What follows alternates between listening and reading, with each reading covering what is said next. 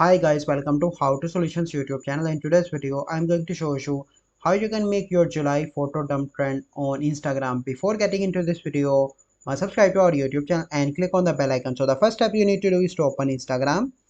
Once you open Instagram, you simply need to click on your story and you need to select a picture or a video. So let me select a random picture, so this one, and then you need to click on sticker and click on add yours, and here you enter my July photo dump,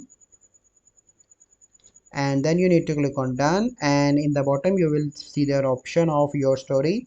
Click on that option. You can also resize that and share that. So this is a process by which you can create your July dump photo trend on Instagram. I hope you find this video helpful. If you find this video helpful, must like this video, subscribe to our YouTube channel for future videos. Well, see you in the next video. Thank you. Have a good day.